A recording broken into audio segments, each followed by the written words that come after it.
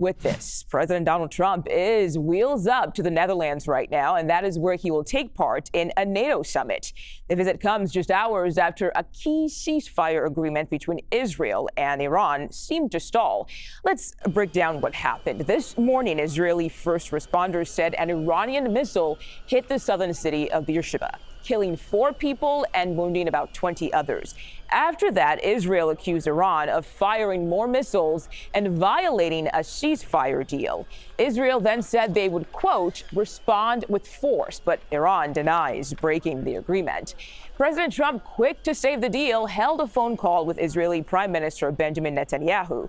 The White House says he stood firm about what needs to happen to sustain the ceasefire. After that conversation, Netanyahu says they refrained from further attacks. Before that, though, the president did not hold back his frustration. Listen. I think they both violated it.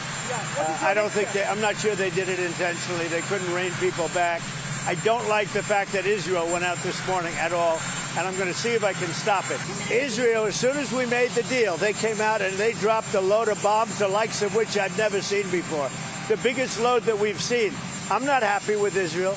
You know, when I say, OK, now you have 12 hours, you don't go out in the first hour and just drop everything you have on them. So I'm not happy with them. I'm not happy with Iran either. We basically have 2 countries that have been fighting so long and so hard that they don't know what the they're doing. Do you understand? Okay, we've got team coverage standing by for us as CBS News senior White House correspondent Weijia Zheng. But first, let's go live to Tel Aviv, Israel, with CBS News international reporter Haley Ott. Haley, thank you for joining us again today on 24/7. Where do things stand right now? Any chance that this deal will actually hold?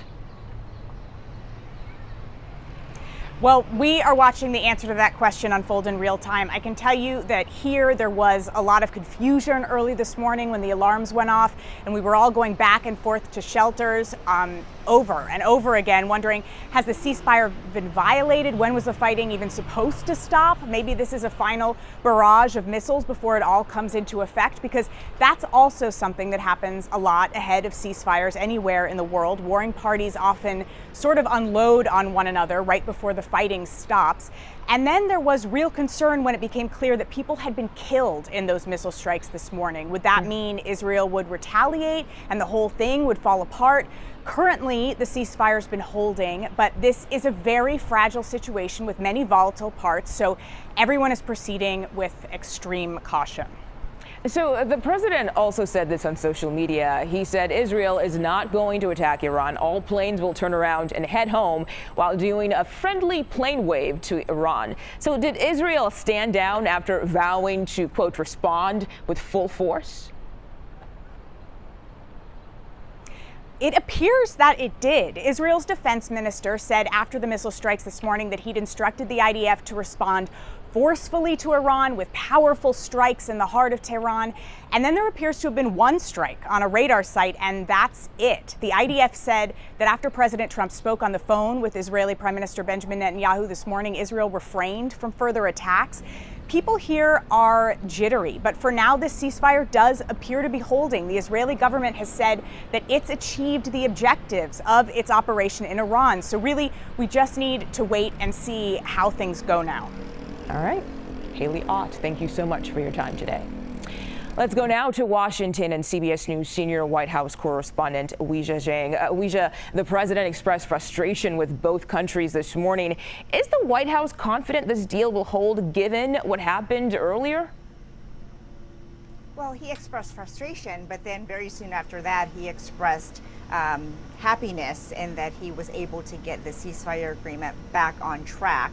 As you mentioned, he had a phone call with Prime Minister Netanyahu, and then shortly after that, basically took to Truth Social to say that Israel has turned around, that they're not going to bomb anymore, and that the ceasefire is back on. But as Haley pointed out, it really depends on what unfolds, especially in the next 24 hours or so, to see how these two sides actually act. And what they are saying about this agreement and whether or not they will abide by it. But certainly, as far as the White House goes, the president seems to think that things are good again as he heads to this massive summit in The Hague.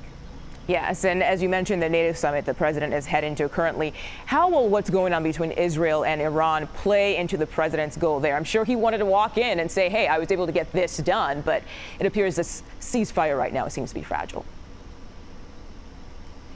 You're exactly right in that he wanted to be able to come to NATO with a position of strength. In fact, that was part of his calculation about whether to strike those 3 Iranian nuclear sites over the weekend, and also why he was so angry at the prospect of that falling apart. So this will certainly be a topic of conversation, but also this is NATO, so they're going to want to talk about the NATO defense alliance and the war that is still ongoing in that region, which is, of course, Russia and Ukraine.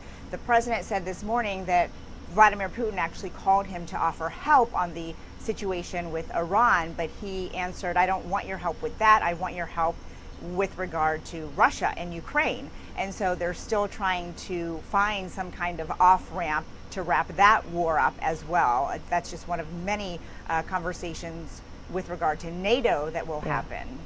Okay, Weijia Zhang from the White House for us today. Thank you so much for your reporting. Appreciate it. Sure.